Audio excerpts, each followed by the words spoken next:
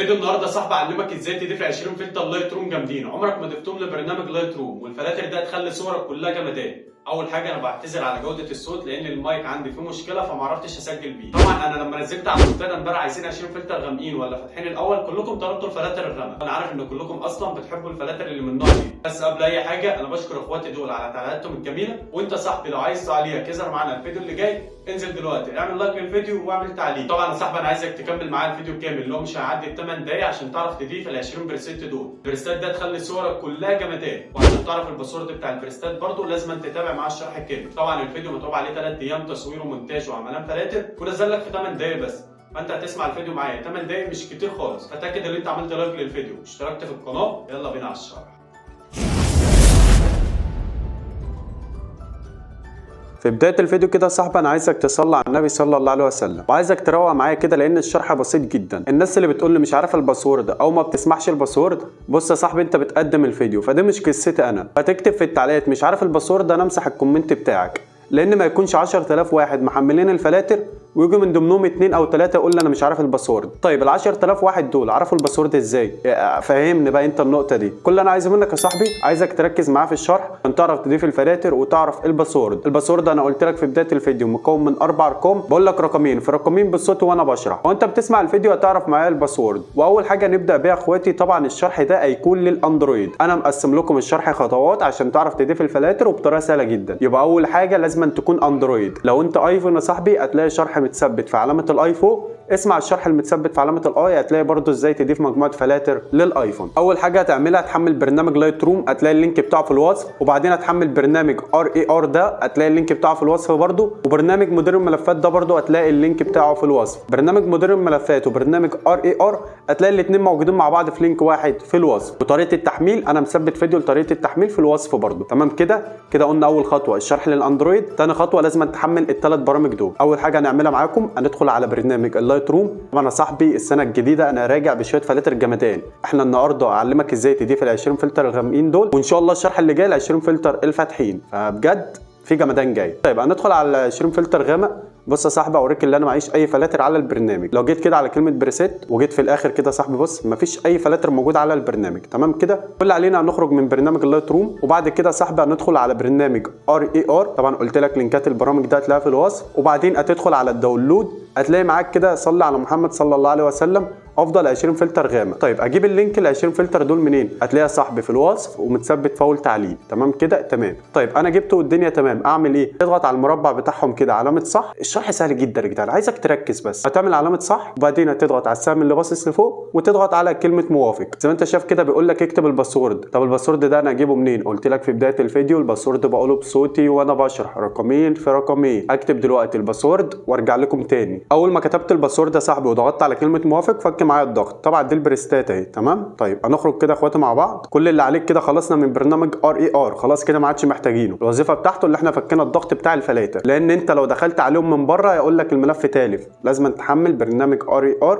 تعمل معاه الخطوه دي كده. طيب بعد كده هندخل على مدير الملفات ده. طيب ليه مدير الملفات ده؟ ما انا معايا مدير الملفات بتاع التليفون. بص يا صاحبي انت لو اندرويد 12 او 11 ملف الداتا مش هيظهر معاك، والتعليقات الفتره اللي فاتت كلها انا ملف الداتا مش بيظهر معايا، انا ملف الداتا مش بيظهر معايا، اللي هو انت بتنزل مدير الملفات ده عشان تلاقي ملف الداتا وكده. كل اللي عليك بعد ما تحمل البرنامج ده يا صاحبي من اللينك اللي في الوصف هتلاقي هيطلب منك شويه صلاحيات كده، يعني انت توافق على الصلاحيات. بعد ما توافق عليها تضغط على كلمه استخدام مجلد، هتظهر لك يعني استخدام هذا المجلد هتظهر لك اول ما تثبت البرنامج. وبعد كده البرنامج هيفتح معاك بالواجهه دي كده. كل اللي عليك هتدخل على التخزين الرئيسي وبعدين هتدخل على الداونلود. تلاقي معانا اهو صلى على محمد افضل 20 فلتر صلى الله عليه وسلم. كل اللي عليك هتدخل عليهم وبعدين هنضغط على واحد ضغطه مطوله بالشكل ده كده. ركز معايا يا صاحبي، تضغط على واحد ضغطه مطوله وبعدين هتضغط على العلامه اللي فوق دي كده هتلاقيه بيحدد لك كل الفلاتر. كل اللي عليك هتضغط على كلمه نسخ. طبعا رجاله اول باسورد من الفلاتر هيكون 45. كل اللي علينا هنخرج. ركز معايا بقى في الخطوه دي عشان انت لو عملت خطوه واحده غلط فلاتر مش هتضاف معاك، دي اهم خطوه معانا في الشرح. كل اللي عليك هتدخل على الاندرويد ومن الاندرويد للداتا. دي الحته بقى اللي انا كنت بقول لك عليها اللي انت لازم ايه.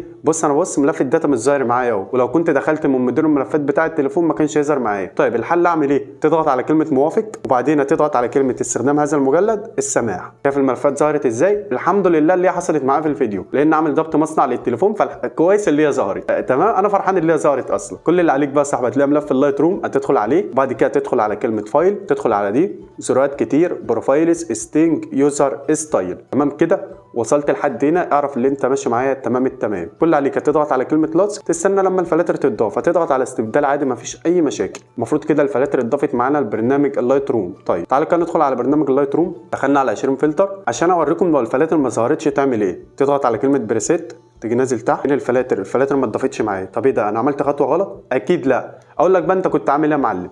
في بدايه الفيديو وانت بتضيف معاه الفلاتر كنت فاتح اللايت روم كده، كل اللي عليك هتخرج منه كده وبعدين تدخل عليه تاني بس كده بس كده اهو. ندخل على اللايت روم. طبعا مشكله كانت بتحصل مع ناس كتير قوي تقعد تعيد الشرح وتسمع فيديو تاني والكلام ده كله. لا، انت بتبقى فاتح برنامج لايت روم وانت بتضيف الفلاتر، ده اكبر غلط. كل اللي عليك هتخرج منه تدخل عليه تاني. هنضغط على البريسيت يا صاحبي ظهروا معانا في الاول خالص 20 بريسيت. شرح مفصل جدا ازاي تضيف الفلاتر، مفيش حد نزل بالتفاصيل دي. كل الاخطاء اللي بتحصل معاكم ذكرتها في الفيديو. كان ملف الداتا اسكان لما انت بتدخل على البرنامج اللايت روم مش بتلاقي الفلاتر وكل حاجه. بص يا صاحبي اللي جربنا الفلاتر يا صاحبي كلها احمد محمد. اي حد يا جدعان، انا عارف ان في ناس كتير قوي بتاخد مني الفلاتر وتنزلها على قناه تانية وكده. يا تذكر اسم القناه يا صاحبي وتسيب اللينك في الوصف عشان انا ما اقدمش طلب ويعني القناه بتاعتك تتاذى وكده، فانت اذكر قناتي وسيب اللينك في الوصف. بص يا صاحبي الفلاتر متعوب عليها حرفيا. فلاتر انت لو مصور سيشن مبروك عليك الفلاتر دي بجد، مبروك عليك الجمدان بتاعك. 10 11 بص الفلتر عامل ازاي، بص الفلتر بضغطه واحده عمل الصوره بتاعتك ازاي. كل ده وانت ما عملتش لايك لاخوك، طب ليه؟ طيب طبعا الرجاله ال 20 فلتر الفاتحين هيبقوا جامدين قوي قوي. اتاكد يا صاحبي ان انت مشترك في القناه وعامل لايك للفيديو كده. ال 20 فلتر طبعا يا اخواتي تاني باسورد هيكون 70 كده. انا قلت لك اول باسورد وتاني باسورد. طبعا يا صاحبي لو جينا نجرب الفلتر يعني الفلاتر دي مثلا على الصوره دي كده، نضغط على كلمه بريسيت يوزر بريسيت. طبعا هي بتكون فاتحه معاك اول واحده، بتضغط على كلمه يور اللي هي الاخيره وتجيب بريسيت. يا صاحبي اول فلتر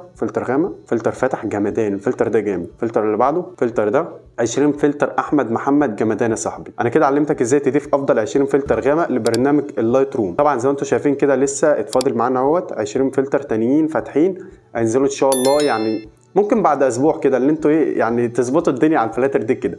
طبعا انا بنزل شروحات تانية، فكل اللي انا عايزه منك لو انت ما سمعتش الباسورد ارجع اسمع الشرح تاني. لو حصل معاك اي مشكله هتلاقي لينك الانستا بتاعي في الوصف فتقدر تتواصل معايا، الادمن هيرد عليك او انا ارد عليك نحل المشاكل مع بعض. تنساش بقى صاحبي تعمل لايك للفيديو وتشترك في القناه. سلام يا اخواتي، اشوفكم في شرح جديد.